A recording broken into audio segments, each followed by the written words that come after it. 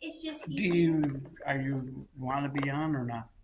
I don't mind it. Okay. If you look, these are 7-2s because hadrosaurs actually have 2 oviducts, which means they lay their eggs 2 at a time. Okay. I thought that was one of the weirdest things I learned with this job.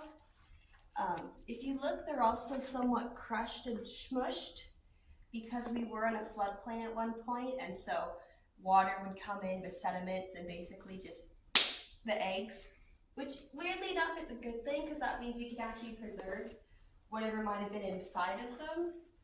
Here's an actual representation, not a representation, it's the real thing. Okay. Again, it's another crushed egg.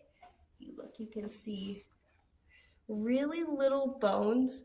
To me, it's super hard to pick out, but of course people are trained to recognize these things. Here's some better depictions of a dinosaur embryo on the inside, so we can actually gather these things, because when the eggs get crushed, it drains the embryonic fluid, so it doesn't dissolve. Okay. Here's a roadkill. He's a cool example of, I think he must have been built in like the 80s or 90s, when there was kind of a dinosaur craze. He's built from a bunch of different baby hadrosaurs or embryos. He's not very accurate. If you look, he has multiple like extra spine pieces and just extra jaw piece. We call him roadkill because he's pieced together. Okay. He's not great. I was going to say, because he wasn't walking around the street lately, was he? Ducky is actually our accurate representation. This is the first and only cast made of Ducky, just because the real thing is too brittle just to have out. It's actually at the Royal Tyrrell Museum, where it's kept in like a climate controlled little. It's just too brittle. And the cast that was made to make this one also broke. Oh, die That's cast. cool and unique to us.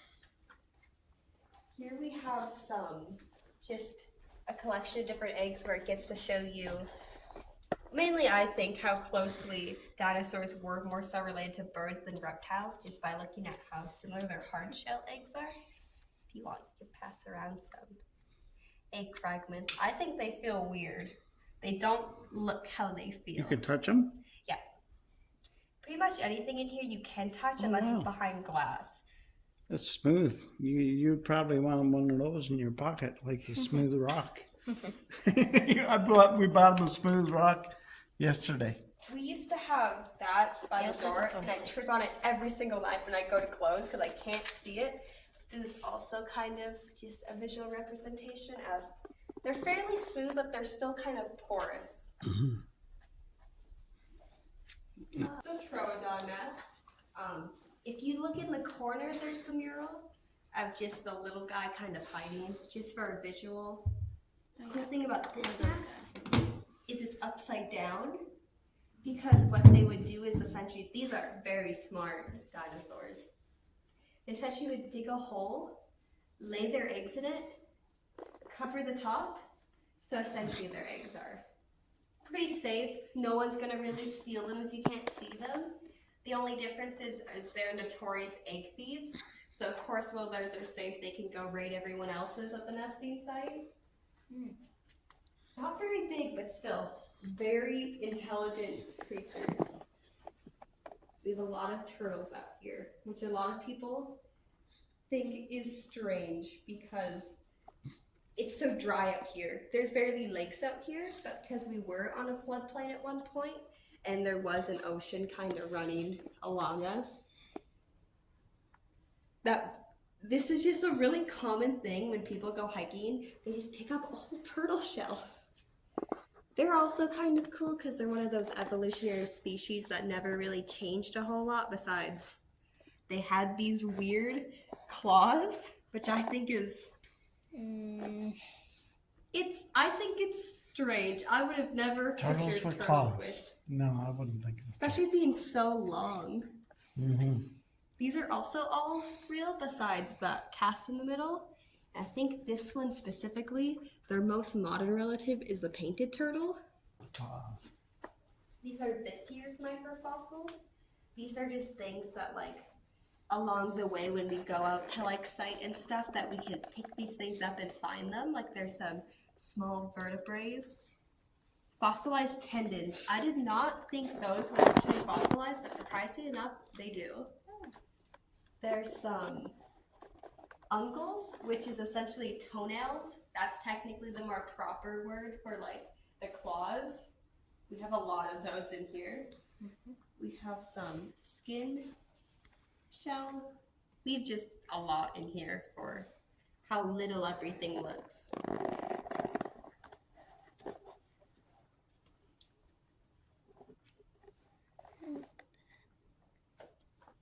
I think we do have last year's over there, but I'll probably get to that at some point. These are also pretty much just microfossils. These are part of our Hope Johnson collection. She's a very influential figure in just paleontology in general. We have her book in another exhibit in the other room of her. I don't have a lot to say about her besides that she's local, and she did write the guide that is like still commonly used as just the blueprint to finding and identifying fossils. She's cool. She's pretty big. She's multi-talented because she's also an artist. I think it's interesting. Anyways, here is another cast of a skull of a hadrosaur. Again, having the real things out is sometimes difficult just because exposure, brittleness. Usually when things are kept in rock, sometimes they take on properties of the rock, which is why some fossils survive longer than others, or others are more keen to erosion. It's whatever. Anyways, this is a cool find because hadrosaurs are typically, like, they're duck-billed. They're made for eating plants and just swamp mush. But this specific one was found actually with a sturgeon in its ribs. I don't know if anyone's here fishes, but sturgeons are pretty big fish. Mm-hmm. And again, it's not a flesh-eating dinosaur. Why would we find this dead with a sturgeon in its ribs? Yeah. The main theory now paleontologists are thinking is usually even modern day things usually flock to your water to die. It must have died kind of uphill. Oh, okay. Where the fish either got in its ribs to either eat part of it or just got stuck. Oh, okay. I think it's interesting. It's a weird case. This one is also kind of strange. And again, this is a cast, but we do have a photo of the real thing. This dinosaur is found in what we call the death pose, which, how I remember it, is it's the opposite of the fetal pose, where you curl up. Here's his spine, his jaw, some of his legs. You can tell he's pretty curled and backwards on himself. This tends to happen when somebody dies a pretty dramatic death, either from impact or we're not sure how he came to die like this, but we know it must have been something pretty severe to have curled in this far on himself. There's a chunk of his jaw. This is cool because this is a real piece and you can feel his teeth are kind of flat, almost like a cow's. Also, it's just heavy. This is also cool. This is one of our touch tanks. You can pick up anything in here. We just ask that you hold it over so we don't have any droppage going on. Wow. And that's ammonite? Ammonite, yeah. These are one of my favorite just because you can find these everywhere out here. If you go on walks at certain right places, you just pick these up everywhere. Well, we gotta go there then. You should see our front entry when you walk in the door. Rocks from all over. From BC all the way across. But my partner's mom in her garden, it's all lined with ammonite because she goes out hiking, and so she picks up just backpacks full. She has so much, and to her it's like, oh, I have so much. It's just, I'll put it in my garden. Yeah. Because it's so plentiful out here. They're pretty cool, but their lesser-known cousins, I think, are cool. Most people forget about baculite. They're basically the same, just less used for jewelry because this one's gloss, so you can kind of see. The flash is nice. I wish we had more, just because the flash on some of these aren't as dazzling as other ones. Yeah. Yeah, sometimes that happens, but this one is also a baculite, but this one's cool because you can somewhat see the chambers in which they would live in. Not all of them, just some of them. I think something to do with the water pressure, maybe, and how they move, kind of similar to like a nautilus. I'm not really sure about that. Here we have buffalo stone. These are very important to mainly Blackfoot and like indigenous groups out here. They're mainly just old buffalo bones and pieces. Like, you find a lot of like teeth out here from them. I think I found a couple in the Old Man River. Just when it dries up, you can walk along. Oh, They okay. they're kind of easier to find because most of them aren't like fossilized yet because they're not as old. But it is cool and unique to us and our groups out here.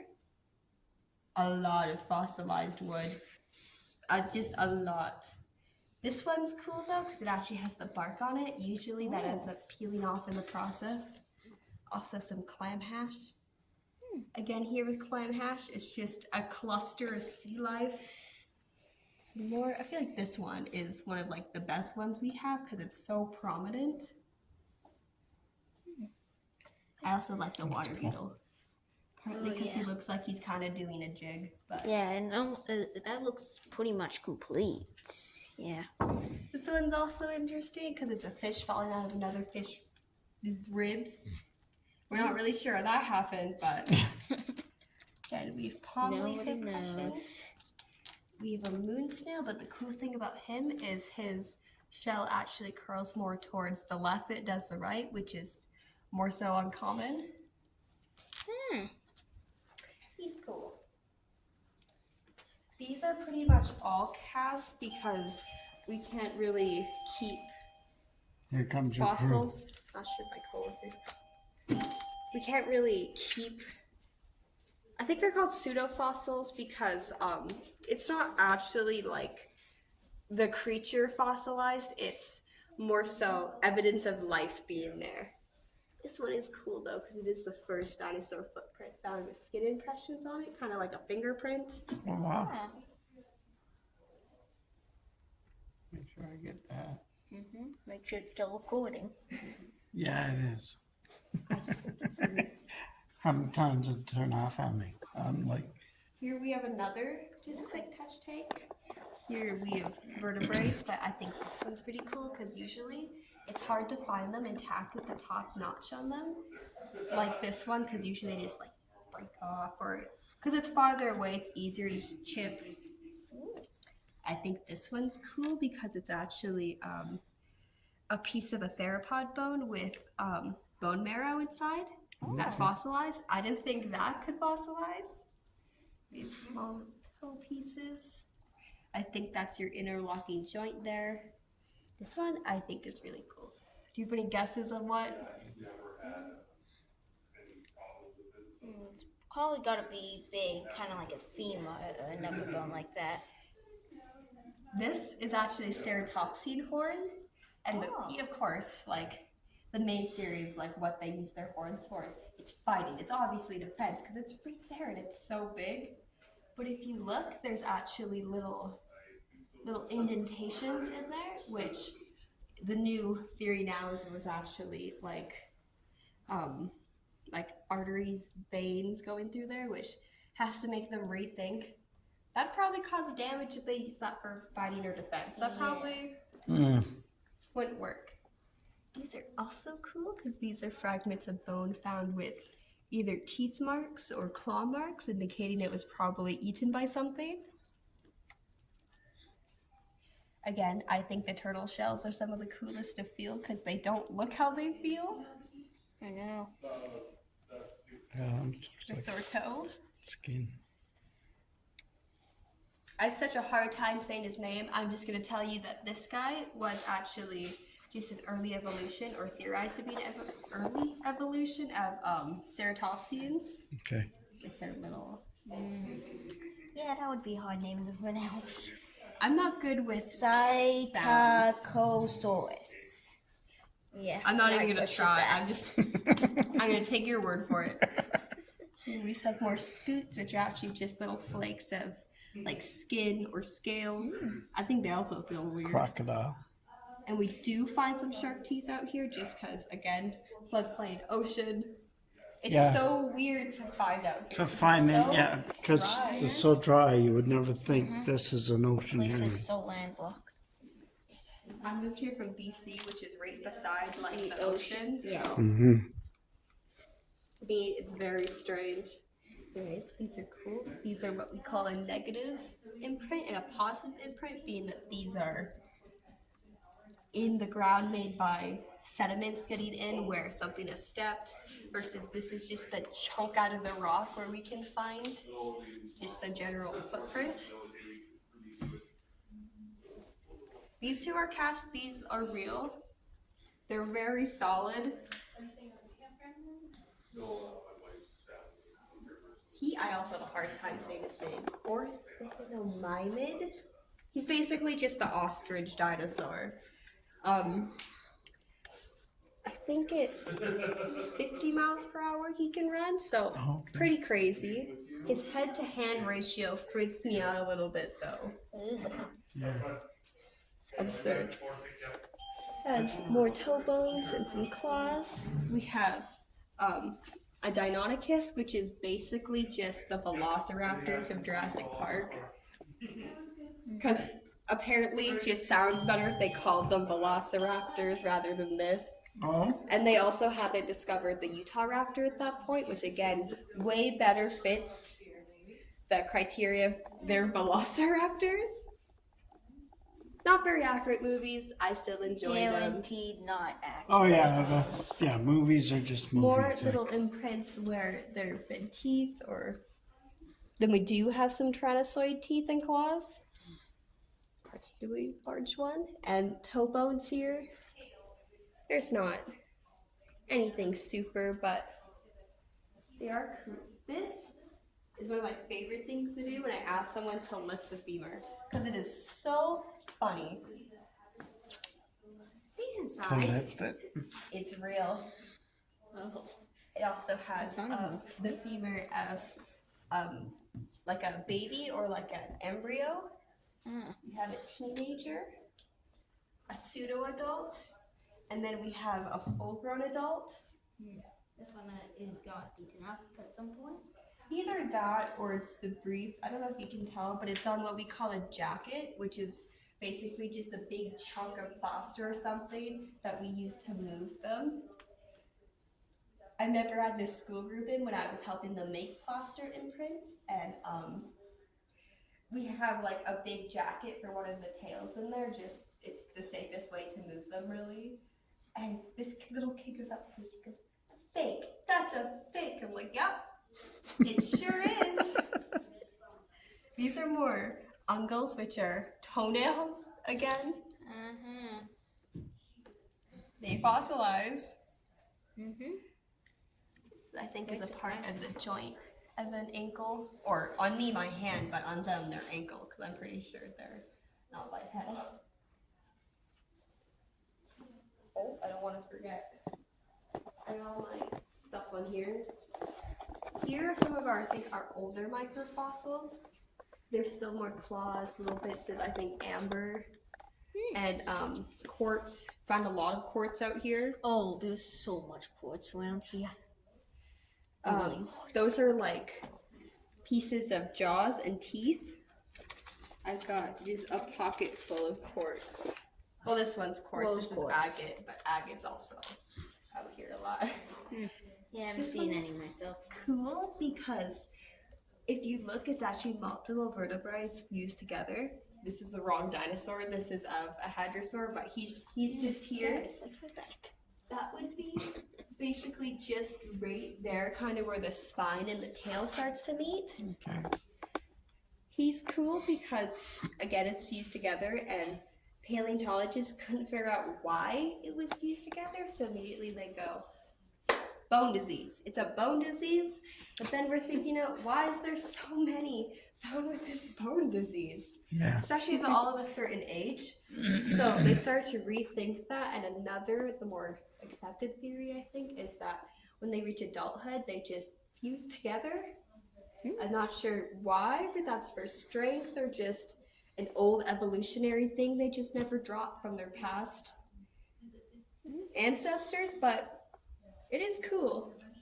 Again, we have more uncles than toenails. We have a lot of those. Yes. I remember my partner always told me that that's his favorite dinosaur because to him it's the hardest to say. Can you guess how thick his skull is? In inches. Yeah, I think it's like 2 inches. It's also my favorite, but I can't remember it. This one's also, I think, a specific different strain. I'm gonna find it just so I can prove it to you because no one believes me and I tell them this. It's like 10 or something. I think we had another write-up. It's not on here. It was something absolutely absurd like that. And of course I always ask, oh, how many do you think? No one believes me when I said 10. I'm pretty sure it is though. Not very big. With a skull that heavy duty, I don't think it matters how big it is. I would want nothing to do with it. Yeah. That's pretty much it for This area, I this guess. room. We do have like a little bit in the other room. It's mainly like Pete's room. Okay. For when we used to eat and stuff. Here we have a quarry. This was also an exhibit by Wendy Sloboda, who is the person who helped find our egg site, along with her dad. Yeah. It's also just a cool thing I feel like we want to keep, because it is also it's a big piece. You can just truly tell how much. Because it's hard to say when you go like, oh yeah, this thing is such and such tall. It's like, oh, that's pretty tall, but usually means nothing if you're a visual person like me.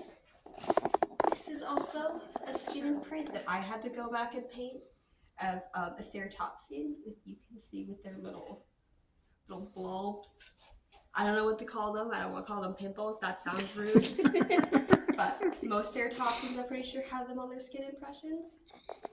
They're cool.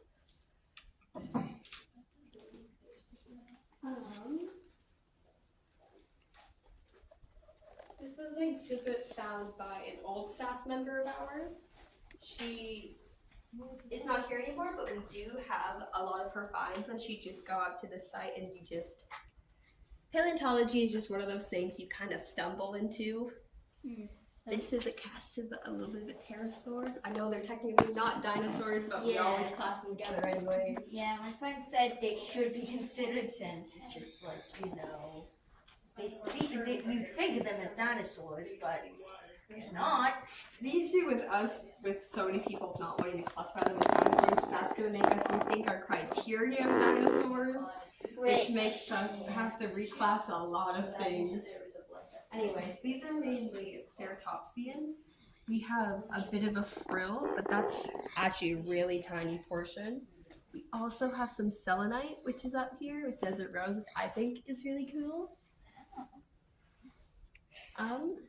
We have some juvenile horns. We also have some more horns where you can see like the indents of where there were things in there.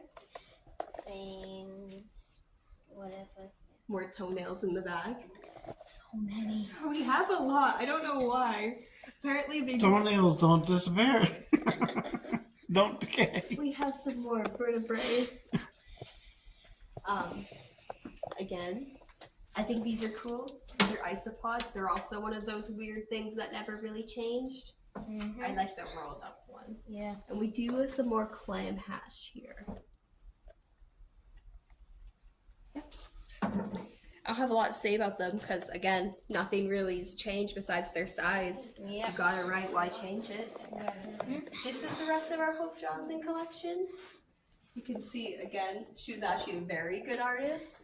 And so why I think she's so renowned is she go out, find things as you draw them, send you the visual. We do have, I think, both her books, leaf impressions on here. I think that's another jaw piece of a hadrosaur with their flat teeth. Bone pieces. She found a lot of cool stuff. Again, she's very influential. I can see why. Still hot. Again, with her art of the Beatles too. Even the Beatles are fossils. Not yet. I don't know how. They're still alive. I mean, we're getting there.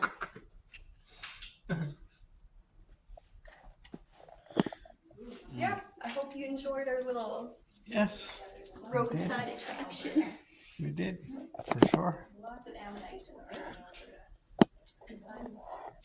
don't Thank have a you. lot, but I do think things we do have are things that are worth seeing for people. Thank you, Samara, for a wonderful tour of the Devil's Coulee. Guess what animal?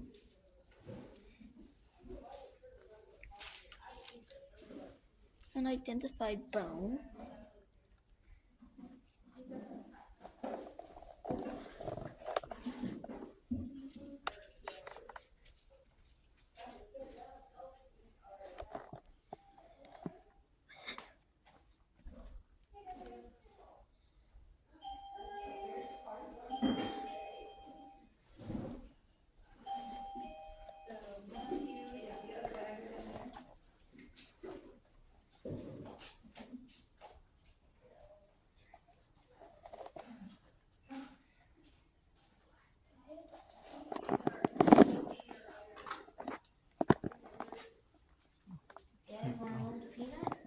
What?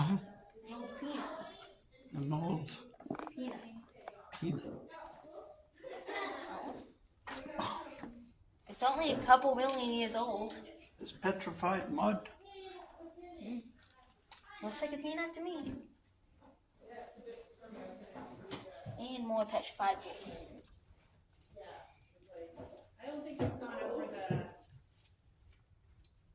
Oh, was this worth the money? I say yes. Yes, it was. I'm not finished yet. I know. I just wish this camera had a wider lens on it. Like, I literally gotta go back. Like, this is... Unless you use an actual camera, you gotta deal with. Yeah, but even my old cell phone would zoom out. You could see everything. I could have this up like this, and me and you, like, I could have it like this, and I could see so much more. So Yep, not very I might end up having to buy a fisheye lens to attach.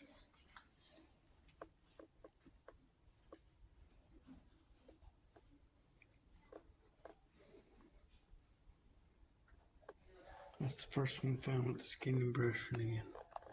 That's the impression of the skin. Okay.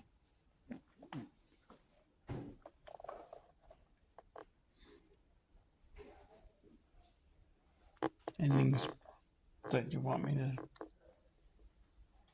focus on?